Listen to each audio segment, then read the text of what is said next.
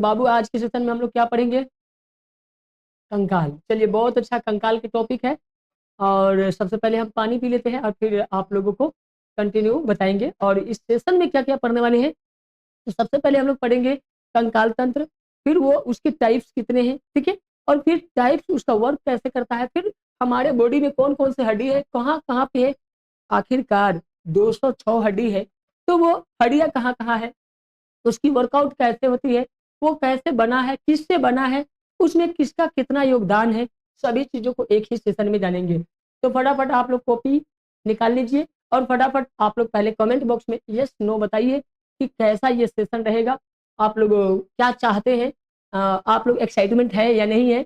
Excitement है तो yes खाली लिखिए, हम समझ जाएंगे कि आप लोग पूरी जी जान लगा करके सीखने के लिए तैयार है। तो मैं आपके साथ कदम से कदम मिला करके इस सेशन को बहुत ही बेहतरीन, ताकि आपको किसी भी एग्जाम में कोई प्रॉब्लम्स ना हो, ठीक है। तो चलिए शुरू करते हैं।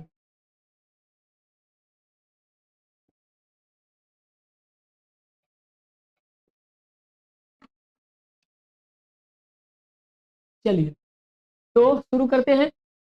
सबसे पहले आप लोग देख चुके हैं कंकाल। कंकाल आखिर किसे कहते हैं, आपके मन का ये सवाल जो है पहले ही दूर करते हैं, ठीक है। कंकाल, तो देखो हमें कंकाल जो है सीधा खड़ा रखता है।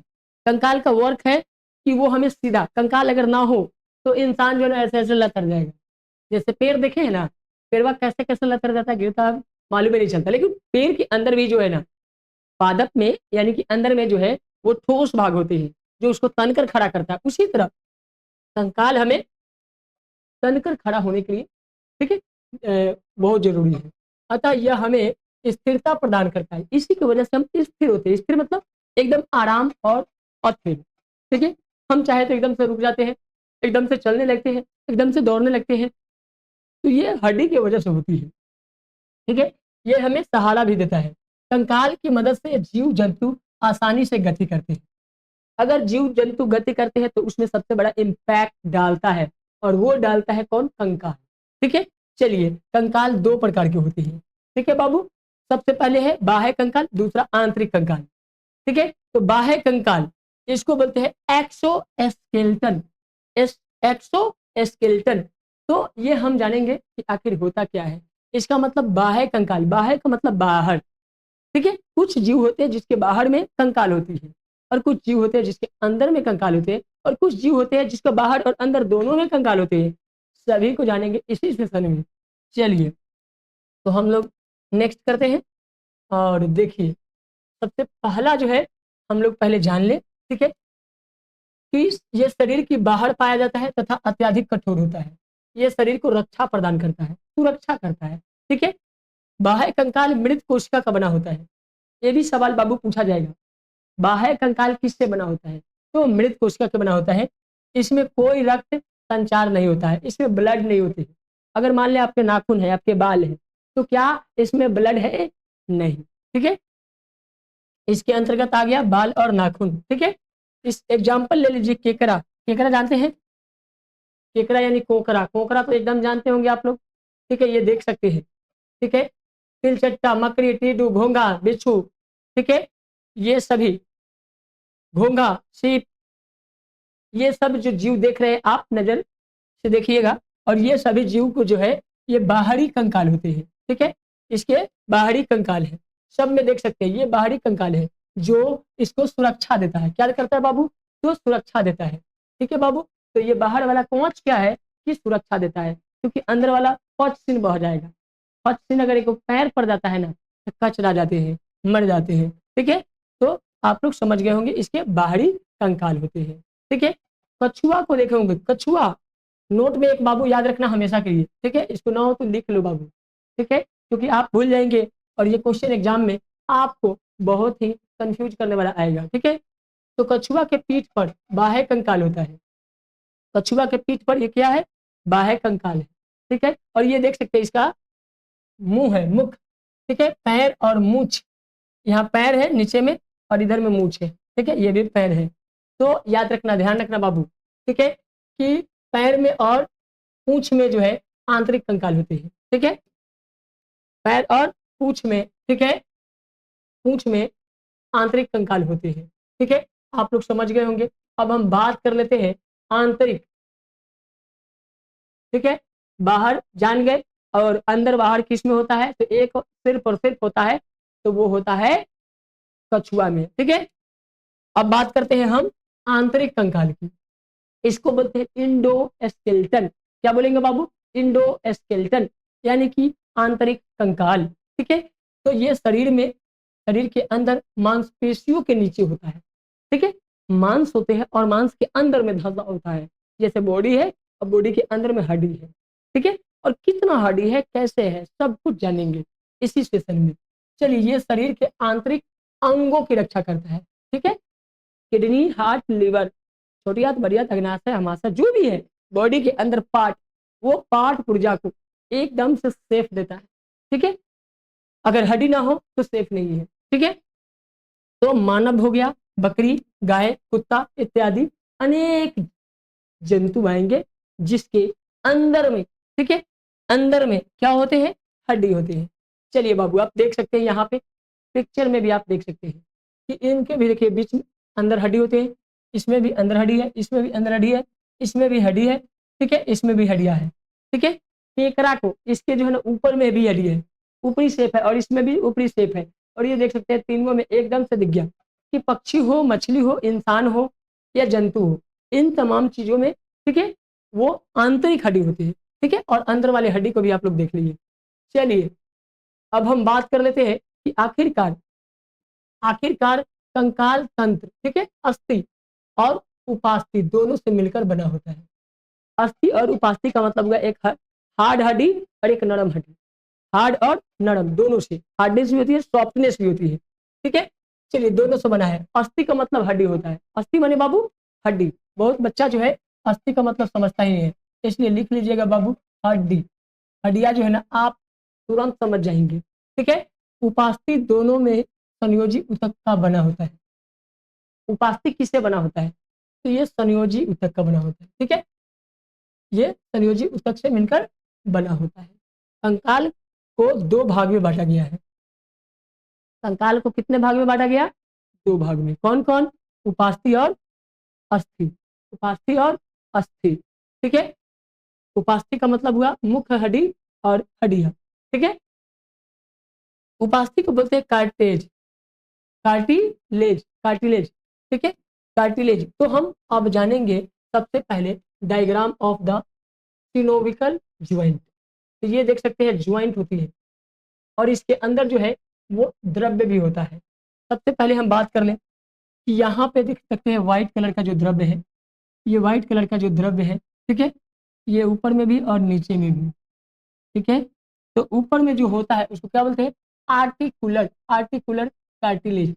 ठीक है, आर्टिकुलर होता है, ये नरम हड्डी होती है। कैसा हड्डी होती है? मुलायम होते, सॉफ्ट होता है। ठीक है, ये देख सकते हैं, ये हड्डी के भाग है।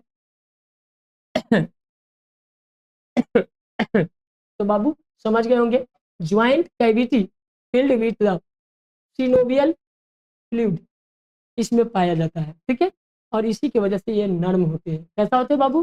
तो नर्म होते हैं। याद रखना, ये आप यहाँ पे पेड़ देख सकते हैं, यहाँ है, और दूसरा ये देख सकते हैं ज्वाइंट कैविटी फील्ड। ठीक है, यहाँ पे आता है। तो ये इसी की वजह से हम लोग क्या करते हैं, इसको मोड़ पाते हैं। ठीक है, आगे हम सबको विस्तार से जानेंगे। चलते हैं हम डायरेक्ट इस चीज को सीखते हुए। सबसे पहले हम जान लें कि आखिरकार उपास्थि होता कैसा है। ठीक है, जानना चाहेंगे? चलिए, सबसे पहले ये मुलायम होता है। कैसा होता है बाबू?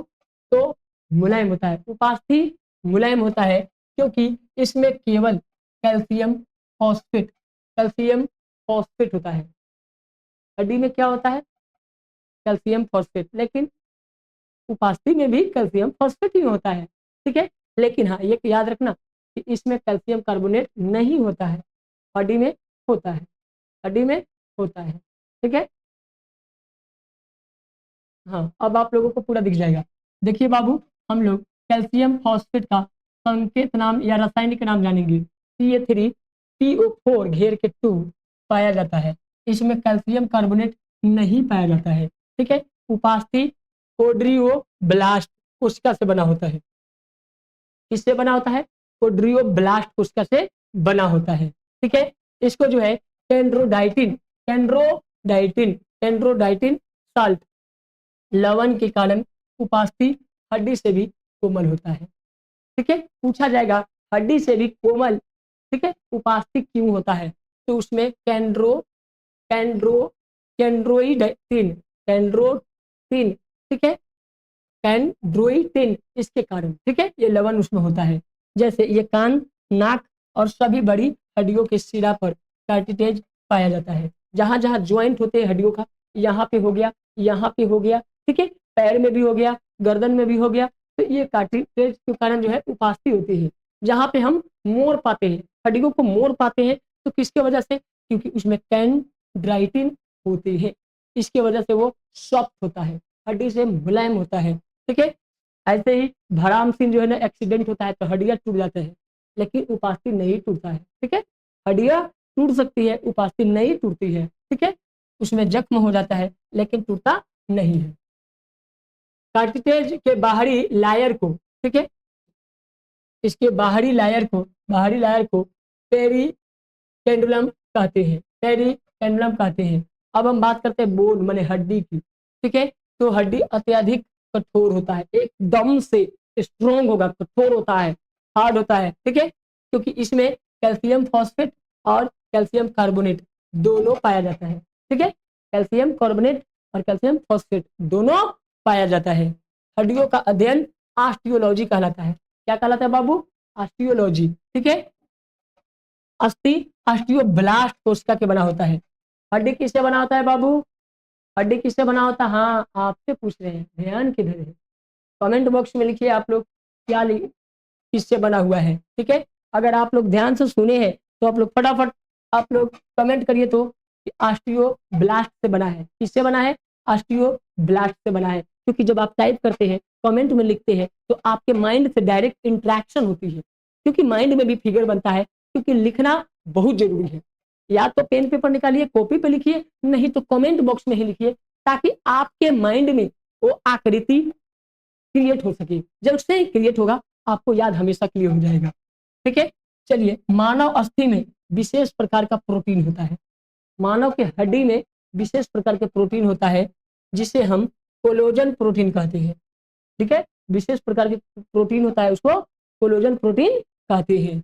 चलिए हम बात करते हैं नेक्स्ट में, हड्डी में ठीक है, अस्थि पाया जाता है। हड्डियों में रक्त नलिका और तंत्रिका तंत्र दोनों पाया जाता है। ठीक है, हड्डिया में 50% जल और 50% अदर पदार्थ होते हैं। ठीक है, अदर कार्बनिक पदार्थ होते हैं। क्लियर? उपास्थि में यानी उपास्थि में तंत्रिका तंत्र, रक्त नलिका नहीं होती है। अभी ऊपर जो हम कैटिलेज पढ़े हैं, उपास्थि पढ़े हैं, उसमें जो है ना तंत्रिका तंत्र होती है और ना ही नलिका होती है। ठीक है, लेकिन भोजन और ऑक्सीजन की आपूर्ति लसिका द्वारा होती है। इसमें भोजन का आपूर्ति किससे होता है? तो लसिका द्वारा होता है। मानव शरीर में उपास्थि के पिन्ना, ठीक है, नाक की हड्डी, श्वास नली के बीच में एक हड्डी के संधि स्थल पर पाए जाते हैं। ठीक है, चलिए 25 से 30 साल की उम्र में, ठीक है, 25 से 30 साल की अवस्था में हड्डिया का घनत्व अधिक होता है। बउआ 25 से 30 साल के होइबा ना, चाहे जो लोग हो गए बारन जवान, वो लोग के हड्डिया ना एकदम से, ठीक है, घना हो जाले। कैसा हो जाले? घना। घनत्व मतलब घना। ठीक है, जन्म के समय हड्डियों की संख्या 270 से 310 के बीच रहता है। ठीक है, याद रखना बाबू, आपसे एवरेज पूछा जाएगा तो आप 300 पर टिक कर देंगे। ठीक है, औसतन क्या होता है? तो 300 होता है, 270 और 310 के बीच में अर्थात। ठीक है, जन्म के समय औसतन हड्डी की संख्या 300, आगे दे ही भी दिया गया। ठीक है, बाल्य अवस्था में हड्डी की संख्या कितना होता है बाबू? बाल्य अवस्था में हड्डी की संख्या 208 होते हैं। कितने होते हैं? तो 208 होते हैं। ठीक है, लेकिन वह जैसे ही आप बड़ा होते हैं, ठीक है, वयस्क, वयस्क का मतलब होता है युवा। क्या होता है बाबू? युवा, जवान, ठीक है, जवान, ठीक है, युवती भी, अगर महिला है तो युवती। ठीक है, तो युवती की हड्डी की संख्या कितना होगा? 206। ठीक है, जवान में 206, उस हड्डी और हड्डी मिलकर क्या बनाता है? लिगामेंट। अस्थि मतलब बाबू याद रखना हड्डी, अस्थि माने हड्डी, तो हड्डी और हड्डी मिलकर क्या बना? लिगामेंट। इसको बोलते हैं अस्थि प्लस अस्थि बराबर लिगामेंट। मांस और अस्थि मिलकर क्या बनता है? Tendon, tendon, tendon. ठीक है, मांस और हड्डी मिलकर क्या बनता है? टेंडन। मांस प्लस मांस मिलकर क्या बनेगा? तो फैंसिट। ठीक है, इसको फैक्सी भी बोलते हैं, फैक्सिस। ठीक है, समझ गए। अब हम बात कर लेते हैं कि आखिरकार मानव शरीर में, ठीक है, मानव शरीर में कितने भाग में बांटा गया है? तो मानव शरीर की समस्त अस्थियों को दो भाग में बांटा गया। हड्डी को कई भाग में बांटा गया? तो दो भाग में बांटा गया। कौन कौन से भाग है? तो आप लोग भाग पर नजर देखिए और इसको समझ कर याद रखिएगा। ठीक है, नंबर 1 है अनुबंधीय उपांगी, जिसको बोलते हैं अपेंडिकुलर, अपेंडिकुलर। ठीक है, और अक्षीय, इसको बोलते हैं अपर लिम्ब, अपर लिम्ब। तो ये दो टाइप्स का होता है।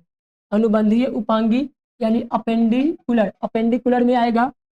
ठीक है, सबसे पहले हम अपेंडिकुलर के बारे में विस्तार से जानेंगे।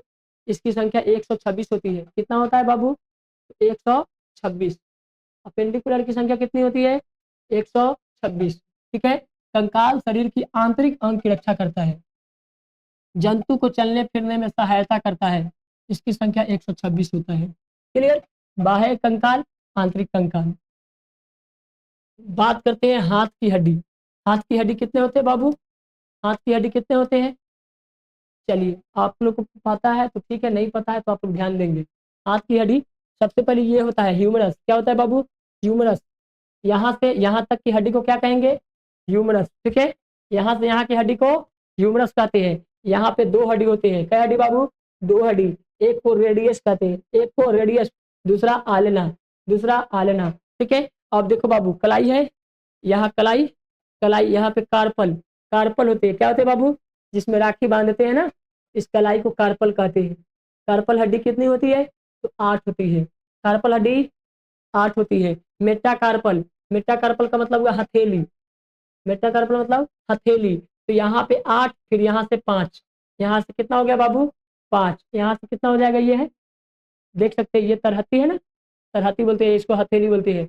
इसमें 5 हड्डी होती है, पांचों उंगली में 5 हड्डी होती है। ठीक है, इसको बोलते हैं मेटाकार्पल। क्या कहते हैं? मेटाकार्पल। ये है फ्रलेंजिज, उंगली को बोलते हैं फ्रलेंजिज। क्या बोलते हैं? फ्रलेंजिज। फ्रलेंजिज की संख्या 14। कैसे 14? तो 3 वो इसमें है, उंगली पर पकड़ो बाबू, आप लोग पकड़ लीजिए उंगली।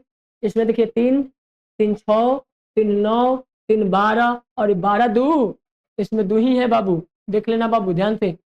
ठीक है, तो 14 हो गया। समझ गए आप लोग? चलिए, तो 14, 14 अंगुली में 5, 5 जो है मेटाकार्पल, तो 14 5 19, और 8 गो, 8 गो जो है कार्पल, कार्पल यानी कलाई में।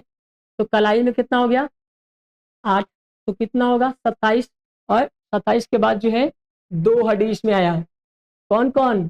ऊपर वाले को बोलते हैं रेडियस, नीचे वाले को बोलते हैं आलना। तो दो हड्डी हो गया, कितना होगा? 29, और एक यहाँ से यहाँ, इसको बोलते हैं ह्यूमरस, यानी कि टोटल 30 हड्डी हुआ। ठीक है, दोनों हाथ में कितना हो गया बाबू? 60 हड्डी। कितना हड्डी? 60 हड्डी। चलिए, बहुत अच्छा, आप लोग समझ गए। अब हम बात कर लेते हैं और आपको हड्डी भी दिखा देते हैं। ठीक है, ताकि आपको कंप्लीट एकदम हो जाएगा हमेशा के लिए। ठीक है, तो आइए और एकदम नजर डालिए, एकदम ध्यान से देखिएगा बाबू। ठीक है, तो सबसे पहले देखिएगा ध्यान से, इसको बोलते हैं ह्यूमरस। क्या बोलते हैं बाबू? यहाँ से यहाँ के बीच की हड्डी को ह्यूमरस कहते हैं। क्या कहेंगे? ह्यूमरस हड्डी। ठीक है, इसके बाद जो है, इसमें नहीं दिख रहा होगा, तो आइए इसमें बताते हैं। ये मोटा वाला हड्डी को रेडियस कहते हैं। क्या कहते हैं? रेडियस कहते हैं। और इसके बगल वाला ये पतला हड्डी को अल्ना कहेंगे। क्या कहेंगे? अल्ना। ठीक है, अल्ना कहते हैं। चलिए, हम लोग आगे बढ़ते हैं और थोड़ा सा देखते हैं पैर की तरफ। ठीक है, ये देख सकते हैं। अभी हाथ की और अगर समझना है बातों को तो समझ सकते हैं, जिन लोगों को नहीं समझ में आया। ऊपर वाले को ह्यूमरस, ठीक है, यहाँ पे ज्वाइंट होती है, इसको बोलते हैं ह्यूमरो रेडिकल ज्वाइंट। ठीक है, ह्यूमरस ज्वाइंट, ह्यूमरस ज्वाइंट। ठीक है, और यहाँ पे मोटा वाला हड्डी होता है, उसको बोलते हैं रेडियस, पतला वाली हड्डी को अल्ना, ठीक है। यहाँ पे जा करके 7 हड्डी हो जाती है, एक हड्डी ऊपर में ह्यूमरस एक हड्डी, ठीक है। और कार्पल, कार्पल बोन जो होता है, ठीक है, वो होता है 8। मेटाकार्पल देख सकते हैं, ये मेटाकार्पल ये होता है 5, मेटाकार्पल 5। उसके बाद जो है फ्रलेंजिज, ठीक है, फिंगर वाले को फ्रलेंजिस कहते हैं, और इसकी संख्या 14 होती है। तो आप लोग 2 बार इसको चीजों को जान गए, एकदम से रिवीजन हो गया। चलिए हम बढ़ते हैं नेक्स्ट क्वेश्चन की ओर, और पैर की हड्डी की ओर। किसकी हड्डी? तो पैर की हड्डी। चलिए आप लोग फिगर पर ध्यान देंगे और एक एक चीजों को सीख जाएंगे। चलिए सबसे पहले देखिए एक हड्डी होता है, देखिए यहाँ जो है स्कैरोस के बाद जो है ये एक हड्डी होती है और ये मोटा सा होता है, ठीक है। ये हड्डी होती है और यहाँ से यहाँ के हड्डी को फीमर कहते हैं। क्या कहते हैं बाबू? फीमर कहते हैं। शरीर की सबसे बड़ी हड्डी फीमर, फीमर को बोलते हैं उरू। क्या बोलते हैं? उरू। एग्जाम में ध्यान रखना बाबू, एग्जाम में फीमर ना दे के उरू दे देगा, ठीक है। तो आप लोग ध्यान दीजिएगा। एक हुआ, दूसरा हड्डी होता है यहाँ पे देखिए बॉल की तरह, प्लेट की तरह, पटेला, ठीक है। कौन सा हड्डी होती है बाबू? पटेला। एक गोला सा प्लेट की तरह होता है, उसको पटेला कहते हैं, ठीक है। उसके बाद जो है अब पैर में आया मोटा वाला हड्डी। आप जब देखते होंगे ठेवना, तो ठेवना में देखिएगा, ठीक है, कि आपके जो है एकदम पटेला, पटेला के बगल में जिस तरह से हाथ में एक हड्डी आया और यहाँ से 2 हो जाता है, उसी तरह जो है ना पैर में भी, ठीक है। ठेहुना जानते हैं ना, देहात में ठेहुना कहते हैं। बुद्धि कहाँ बा? ठेहुना में। ध्यान से देखा सीख जा बाबू, न तो लोग कही कि बुद्धि कहाँ रह गई, ठेहुना में रह गई, ना सीखबा तो कही लोग, ठीक है। इसको बोलते हैं टिबुला। क्या कहते हैं? टिबिया या टिबुला, ठीक है, टिबिया। इसको क्या बोलेंगे? टिबिया। शरीर की सबसे चमकीला हड्डी टिबिया को कहते हैं, ठीक है। पैर की हड्डी होती है टिबिया। चलिए अब हम बढ़िया से समझा देते हैं इसको, आप लोग एकदम गौर करिएगा और सीख जाइएगा। तो ये मोटा वाली हड्डी को क्या कहते हैं? मोटा वाली हड्डी को कहते हैं टिबिया। ये पतला वाली हड्डी को क्या कहते हैं? पतला वाली हड्डी को कहते हैं फिबुल्ला। क्या कहते हैं? फिबुल्ला, ठीक है। लेग में ये सब है। अब यहाँ पे आएंगे, ठीक है, और ध्यान देंगे, यहाँ पे होता है टार्सल। क्या होता है? टार्सल। इसकी संख्या 7 गो, टार्सल की संख्या 7 गो। टिबिया एगो, फिबुल्ला एगो, ठीक है। मेटाटार्सल ऊपर में था और फीमर ऊपर में था, तो दोनों मिलाकर के 2 गो, ठीक है। तो 2 2 4 गो और 7 गो ये है मेटाटार्सल। मेटाटार्सल देख सकते हैं, यहाँ के बाद जो है ये है 7 गो। उसके बाद जो यहाँ से ये देख रहे हैं, ये हो गया 5 गो मेटाटार्सल, 5 गो। उसके बाद जो है फिर जिस तरह से हाथ में गिने थे 3 6 9 12 15, 15 नहीं, यहाँ 2 गो रहता है 14। उसी तरह पैर में भी गिन लेंगे, ठीक है। और इसका नाम है अप फ्रलेंजिज। अप फ्रलेंजिज मतलब पैर की, ठीक है, हड्डियाँ। तो ये टोटल मिलाकर के इसमें भी हो गया 30, ठीक है। तो दोनों हाथ में 30 और 30 60, दोनों पैर में 30 और 30 60, तो 60 60 120। आप लोग 120 हड्डी को एकदम से फाइनल समझ गए होंगे। अब हम आगे की ओर बढ़ते हैं। आपको यहाँ से जो लोग भी नहीं लिख पाए हैं फटाफट लिख लीजिएगा, ठीक है। एक बड़ा और रिवीजन करा देते हैं। फीमर जिसको उरू कहते हैं एगो, ठीक है। पटेला एगो, टिबिया एगो, टिबुल्ला एगो, टार्सल 7 गो, ठीक है, जिसको टखना कहते हैं मेटाटार्सल 5 गो, अपर फ्रलेंजिज पैर की उंगली 14 गो। कुल मिलाकर के 30 गो पूरेगा। 30 गुना 2 गो पैर में है तो 60 हो जाएगा। क्लियर? तो आई होप कि आप लोगों को ये हड्डी की स्टोरी यहाँ तक समझ में आ गया होगा। हम बढ़ते हैं नेक्स्ट की ओर और आपको समझा दे। अब है, ये देख सकते हैं, ये है पैल्विक। क्या होता है बाबू? पैल्विक। इसकी संख्या जो है, इसकी संख्या, इसकी संख्या 2 होती है। एलियम में 3 भाग मिलकर के एक बन जाता है। एलियम के 3 भाग मिलकर के 3 हड्डी होते हैं, 1 2 3। ये 3 भाग में बटे होते हैं और तीनों मिलकर के जुड़ जाता है और एक हड्डी बन जाता है। इसीलिए जो है ना पैल्विक में 2 हड्डी माना जाता है। पैल्विक में 2 हड्डी, ठीक है। आगे बढ़ते हैं। अब हम कैल्विक आते हैं। कैल्विक मतलब हंसली। कैल्विक मतलब हंसली। हंसली की संख्या दो होती है। हंसली की संख्या दो होती है, इसे जामुक कहते हैं, कलर बोन। ठीक है, याद रखना है। कैल्विक किसे कहते हैं? तो हंसली को कहते हैं। हंसली कहाँ होता है? तो यहाँ पे होता है बाबू, याद रखना। कहाँ पे हंसली होता है? यहाँ पे होता है। शरीर की सबसे कमजोर हड्डी हंसली को कहा जाता है। शरीर की सबसे कमजोर हड्डी हंसली को कहा जाता है।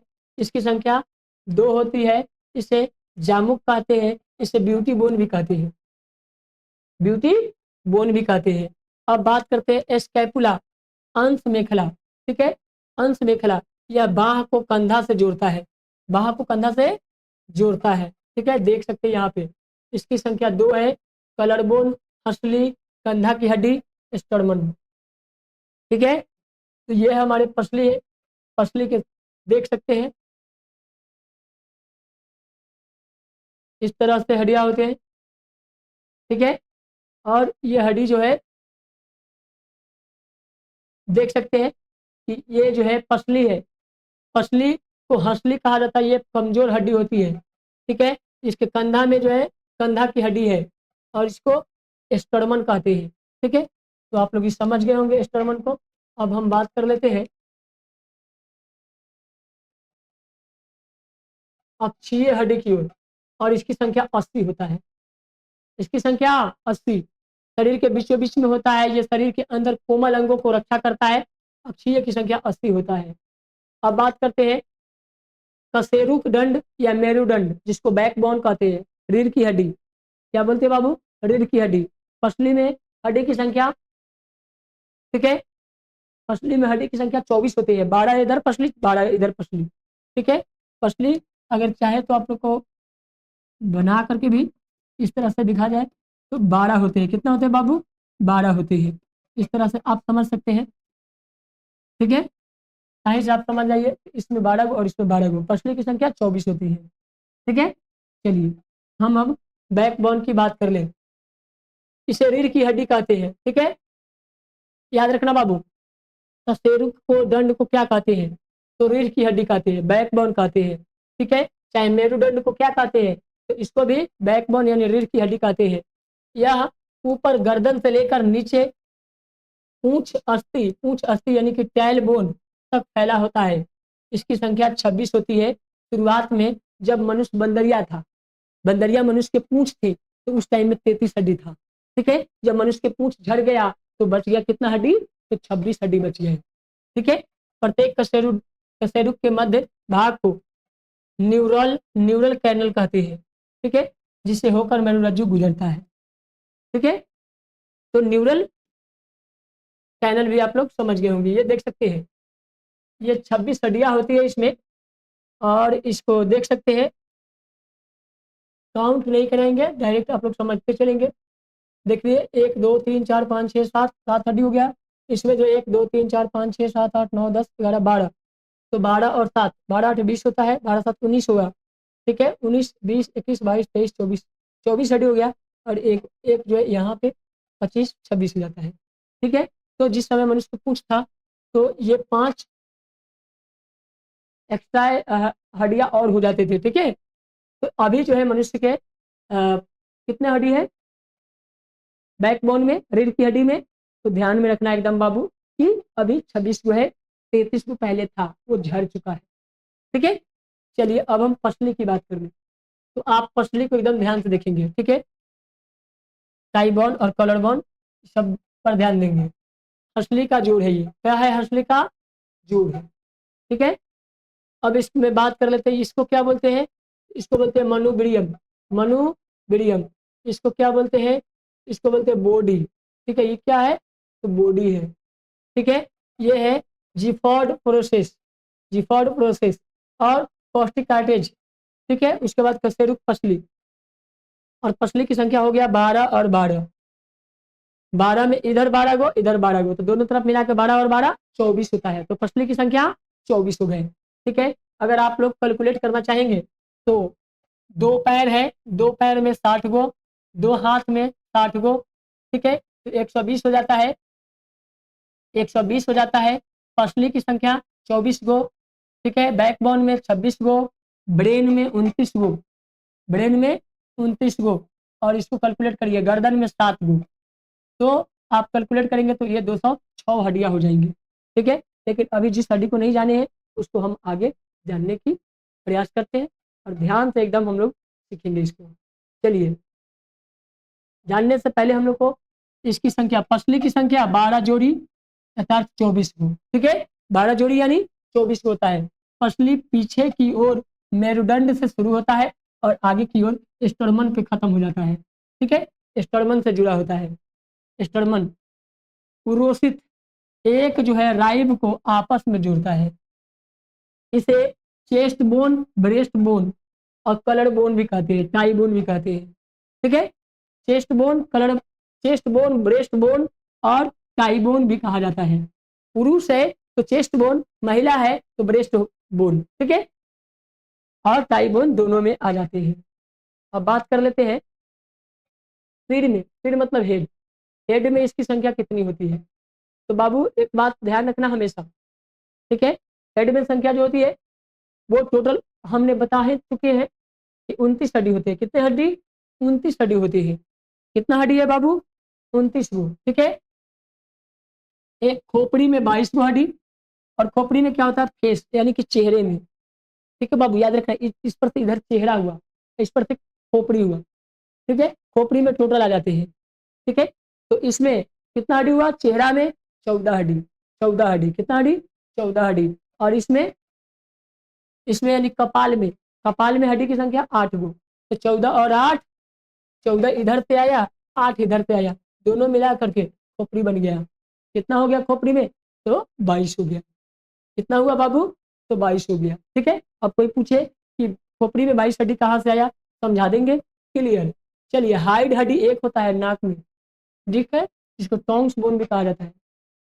ठीक है, टोंग्स बोन में काउंट किया जाता है। हाइड नाक के ठीक नीचे, यानी कि अंदर में जो है जीभ होती है, उससे अटैचमेंट होता है हड्डी। कान में हड्डी, 3 हड्डियां होते हैं, इस कान में 3, इस कान में 3 और 3 6, तो 6 हड्डी कान में हो गया। चलिए बाबू, आप लोग समझ गए होंगे अब 29 कैसे हुआ से। अब आप इससे भी आकलन कर सकते हैं। ठीक है, बोन का पीरियड है ये सब। ठीक है, तो नासल बोन, ये नाक की हड्डी को नासल बोन कहते हैं। ये है लैक्रिमल बोन। ठीक है, जो आंखों के अंदर होती है। जिगो जिगोमैटिक बोन, ये देख सकते हैं जिगोमैटिक, जो आंख की इस साइड में होता है। उसके बाद इन्फेरियर नसल बोन, ये होता है जबड़ा के बोन। ठीक है, उसके बाद भोकल। ठीक है, भोकल अनपेयर्ड बोन, नाक के जो भोकल कोड बनाता है आवाज के लिए, वह वो बोन है। Maxilla bone. ठीक है, मैक्सिला ये है जो स्ट्रॉन्ग विल बना कर रखता है। तो आप लोग समझ गए होंगे इसे। चलिए, अब हम बात कर लेते हैं ह्यूमन ह्यूमन ईयर, कान की बात कर लेते हैं। और कान में आप लोग बढ़िया से ध्यान देके देखिएगा बाबू। कान में क्या होता है बाबू? Middle ear. ये है मिडिल ईयर, इसको बोलते हैं मध्य कान। क्या बोलते हैं? मध्य कान। ये मध्य कान से शुरू होकर के आंतरिक तक जाता है। ठीक है, अंडाकार अमिका, इसको बोलते हैं ओवल विंडो, जो हमें बुद्धिमत्ता को स्रोत, जब हम सुनते हैं तो हमें ज्ञान इनर होती है। ठीक है, आउटर ईयर, इसको बाहरी कान बोलते हैं, जो बाहर में हम लोग देखते हैं कान, तो ये बाहर के कान है। अंदर की इतनी प्रोसेस होती है, तब जाकर के इसे कान सुन पाता है आवाज को। ठीक है, semi circle, semi circular canal, ये सेमी सर्कुलर कैनल में ये सब आ जाता है रेड की। ठीक है, उसके बाद जो है ये एम्पुला, एम्पुला आते हैं। तो ये सब कान के भाग है जो आहट को पहचानता है। कान सुनने के लिए बहुत ही शक्तिशाली होते हैं। हमारे शरीर के अंदर के अनेक कचरों को बाहर निकालता है और अनेक चीजों को एनालिसिस कराने में सबसे बड़ी भूमिका निभाता है। जब तक हम किसी चीजों को सुनेंगे नहीं, तब तक रिएक्शन नहीं देंगे। हमारे 5 ज्ञानेंद्रियों में कान महत्वपूर्ण ज्ञानेंद्रिया है। ठीक है, इसी के द्वारा हम सुनते हैं और फिर हम उस पर हम एक्शन ले पाते हैं। चलिए, अब हम बात कर लेते हैं थोड़ा सा। ठीक है, हायोड बोन। ठीक है, हायोड बोन में क्या होता है कि मैंडिबल, मैंडिबल बोन होते हैं। ये देखिए, दाढ़ी को मैंडिबल बोन कहते हैं। दाढ़ी को क्या कहते हैं? तो दाढ़ी को याद रखना बाबू, ये दाढ़ी है, इसमें दांत जो है ना लगी हुई है, जबड़ा। ठीक है, तो ये जो है आप समझ सकते हैं, एनालिसिस कर सकते हैं कि इसको बोलते हैं मैंडिबल बोन। उसके बाद जो है इसके नीचे ये आता है, ये मैंडिबल बोन हो गया, और ये जो अंदर में नीचे में आया इसको बोलते हैं हायोइड बोन। क्या बोलते हैं बाबू? तो हायोइड बोन कहते हैं। ठीक है, उसके ठीक नीचे यहाँ पे, ठीक है, ये थायराइड कैटिज है, थायराइड ग्रंथि। ठीक है, थायराइड होते हैं, ये थायराइड है, देख सकते हैं पिक्चर में भी देखिए, और आप अपने में एनालिसिस भी करिए। ये थायराइड बोन है। ठीक है, थायराइड बोन, और ये बना किससे है बाबू? तो याद रखना, उपास्थि से। कार्टिलेज, कार्टिलेज मतलब उपास्थि, उपास्थि से बना है। ठीक है, अब बात हम थोड़ा सा इसके नीचे करेंगे। जो आयोडीन की कमी से घेंघा रोग होता है, और घेंघा रोग कहाँ होता है? इसी में होता है घेंघा रोग। ठीक है, तो घेंघा रोग याद रखना है, इसमें ही हो जाते हैं। वो बाहर ज्यादा जो है शरीर की मांस से बढ़ जाती है, जिसकी वजह से शरीर जो है श्वसन क्रिया में कोरोना जैसे ट्रैकिया जो होता है जाम हो जाता है, श्वसन नली जाम हो जाते हैं, उसको कोरोना कहते हैं। ठीक है, तो इस तरह से अफेक्टेड हो जाता है। ठीक है, अब हम नेक्स्ट की बात करते हैं। आप लोग समझ गए होंगे, ये है थायराइड, ये थायराइड ग्रंथि है। ठीक है, कौन सा ग्रंथि बाबू? तो याद रखना थायराइड ग्रंथि। ये कौन सा ग्रंथि है? थायराइड ग्रंथि है। उसके बाद बात करते हैं ट्रैकिया, ये ट्रैकिया है। क्या है बाबू? ट्रैकिया है, गर्दन के नीचे वाले भाग को हम ट्रैकिया कहते हैं। ठीक है, चलिए अब हम नेक्स्ट की ओर बात करते हैं। अब हम थोड़ी सी हड्डी के अंदर के एनालिसिस कर ले कि कौन से भाग को क्या कहती है। तो सबसे पहले ये हमारे कपाल की हड्डियां है, सामने वाली हड्डी है, ये कपाल की हड्डी है, यानी कि सामने वाली हड्डी है। ठीक है, और ये दो देख सकते हैं सेकेंड स्तर पर है, ये थोड़ी सी बैक में है, और ये बड़ा भाग है। ठीक है, और इस बड़े भाग को क्या कहते हैं? इसको बोलते हैं पार्श्विका हड्डी, यानी पीछे की हड्डी। इसको क्या बोलेंगे? पीछे की हड्डी। उसके बाद और थोड़ा सा नीचे आएंगे और उसके पीछे की हड्डी दिखेगा, उसके ठीक और पीछे की हड्डी देख पाएंगे यहाँ पे। ठीक है, तो थोड़ा सा नजर डालेंगे, इस हड्डी को कहते हैं खोपड़ी के पीछे की हड्डी, खोपड़ी के पीछे की हड्डी कहते हैं। इसके ठीक बगल में जाएंगे तो ये येलो रंग का है। ठीक है, ये येलो रंग का है, एक बड़ा सा भाग है, और इसको कहा जाता है कनपट्टी की हड्डी, इसको बोलते हैं कनपट्टी की हड्डी। ठीक है, और इसके ठीक नीचे ये देख सकते हैं दांत मुंह, ये सब इसी में आ गया। ठीक है, एक बड़ा सा भाग है, ये बड़ा सा भाग है, और इसको कहा जो जाता है,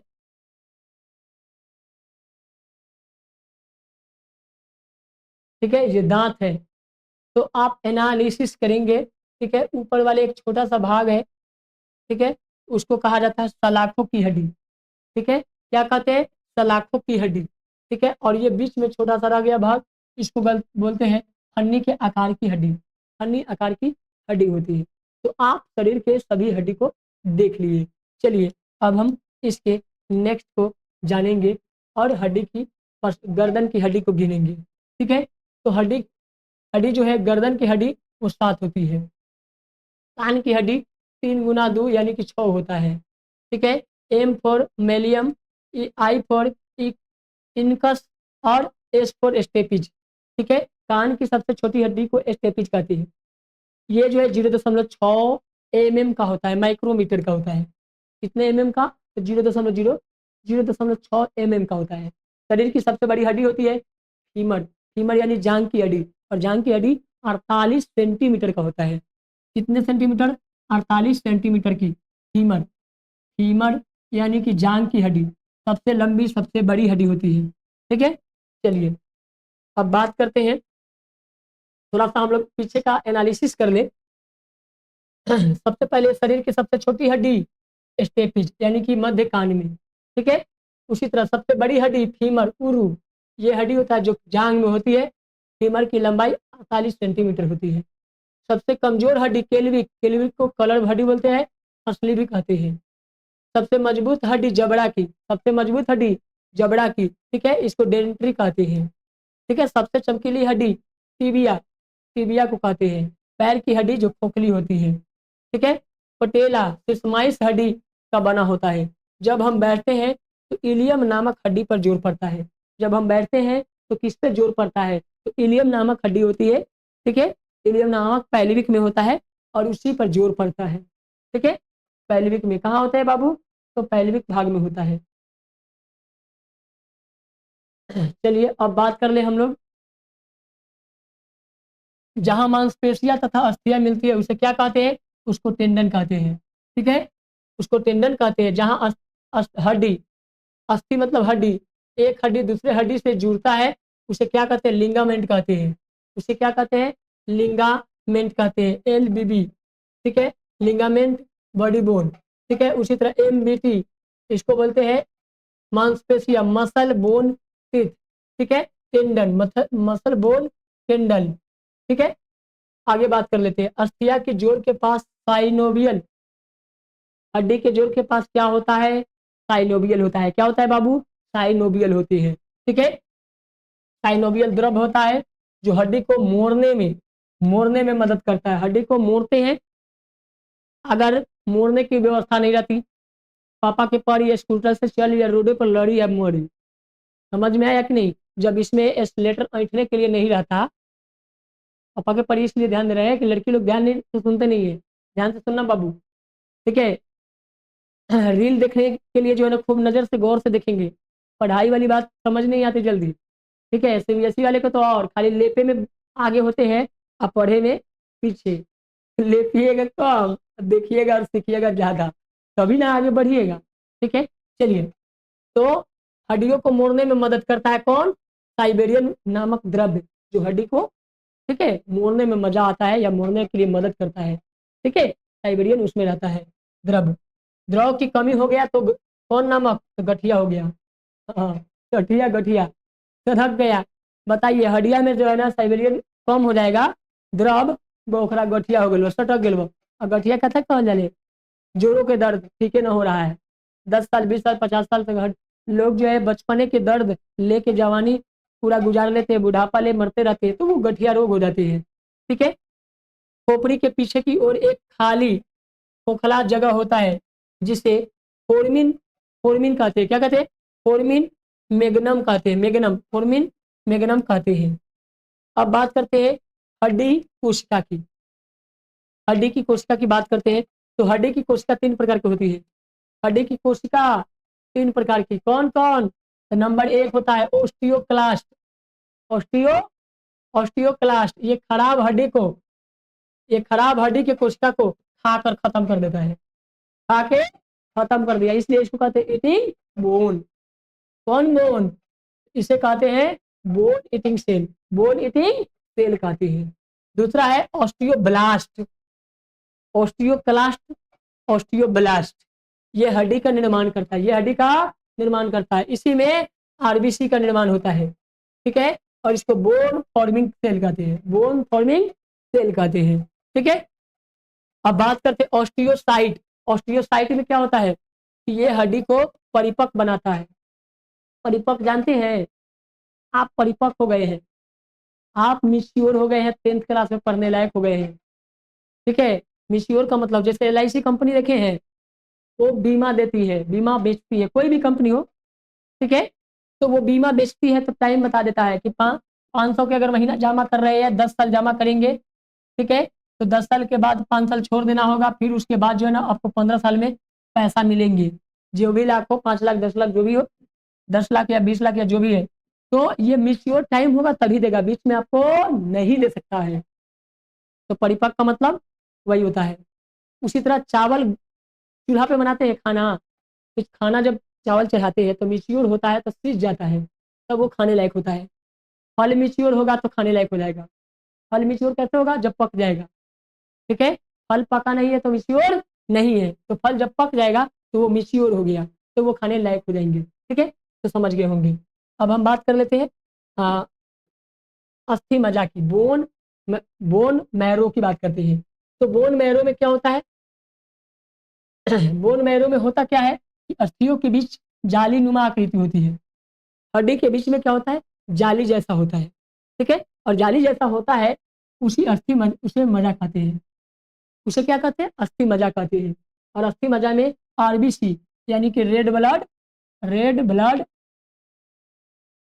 सेल सेल बनता है, रेड ब्लड सेल का निर्माण होता है। ठीक है, इसको संधि। हाँ, अब जो है ना हड्डी दुगो जुड़ल है तो क्या संधि कहते हैं।